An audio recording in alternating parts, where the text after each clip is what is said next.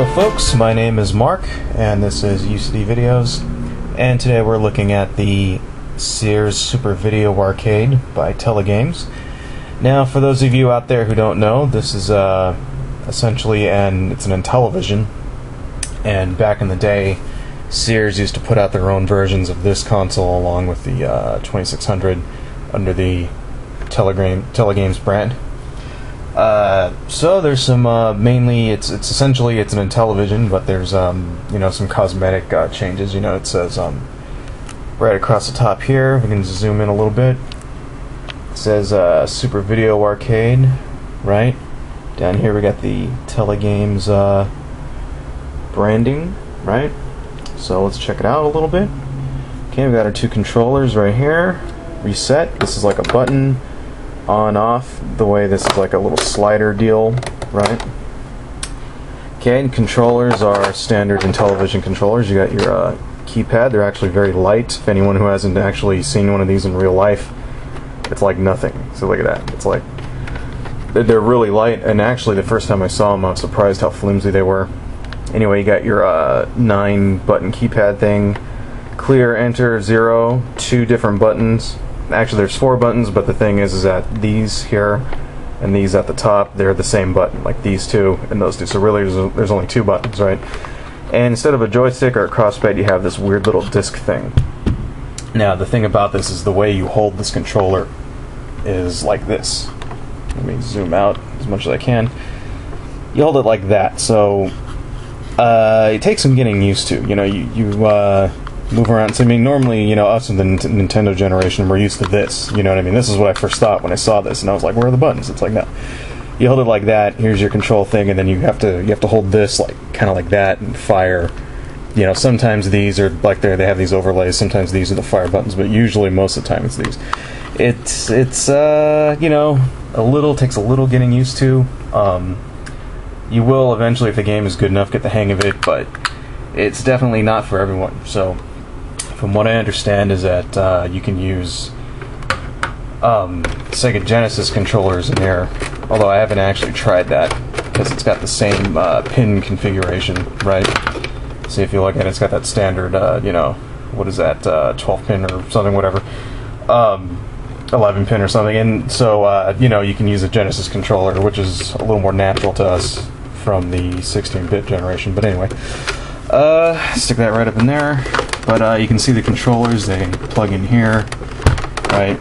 Got 2 players, and they fold up pretty nice, This particular unit is actually in really good shape. It's very clean for the most part, considering how most of the time when you get these things, they've been in someone's garage for 30 years.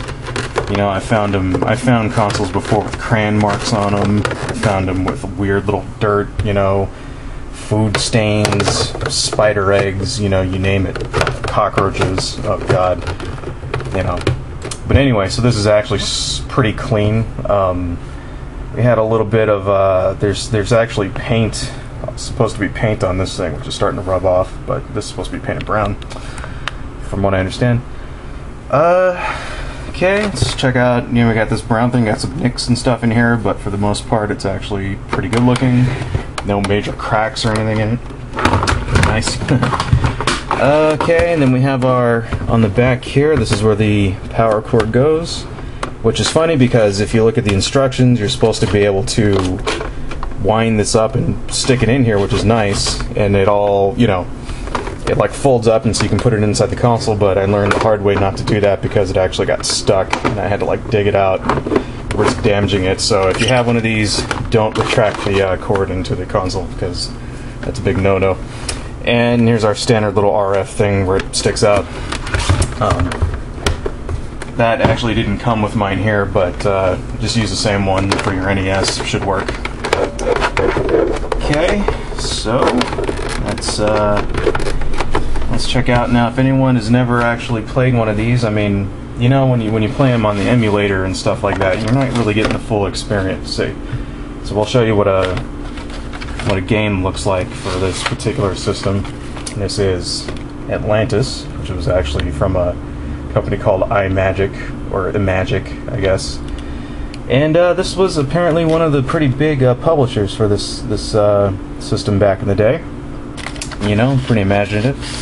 Games look like this. This particular game is in really good shape. I'm surprised it was in such good condition.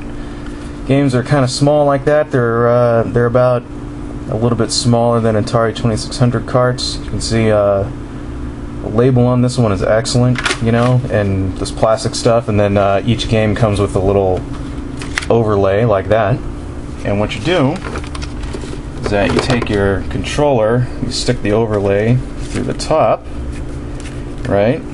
So, and then like that, and then you have these extra controls where you can, on this particular game, you can, tells you, you know, fires from the left, right, you know, start, select, reset, this is your difficulty, and then here you get to launch this little flying saucer. So in a few minutes here, we'll hook this up and we'll do some hey folks, so anyway, you can see our here's our game set up on the TV, and I think that's the best quality we're gonna get. I actually think there's something wrong with the TV here. This is just some cheap TV I got for 10 bucks, you know, to play my old game systems on. So anyway, so we're gonna do a easy game here, because this game is actually not that easy. And as you can see, what it is it's sort of like missile command, so I can fire from one way or the other, and these little planes come in the sky, and the idea is you have to knock them out, you know. So it's kind of weird playing this, like you know, because this controller is just, you know, it takes some getting used to, but I don't know. Anyway, as the game goes on, it gets, you know, there's more waves. You know, you can shoot from the left to the right. See how I'm shooting like that? They get faster and faster, right? See, I just missed that guy. Now, I'm gonna miss him on purpose. Now you see how he's gone lower, right? And now he's firing at my cities here. See? So waste his ass. Oh, missed. Anyway, and what you can also do is this gold thing right here is a flying saucer that you can take up in the sky, and you can actually shoot these dudes down, you know. But you can only do this for a certain amount of time until you run out of gas, and then you have to land again. Right, so now we're landing. And here's another wave. So, anyway. Yeah, you know, this particular system, it's a little bit more advanced than your, you know, Atari. It came out as a competitor to the Atari 2600, and it's, I mean, by today's standards, you know, it's very quaint, you know, especially if you get the same kind of games, you can get them off of a cell phone, you know what I'm saying?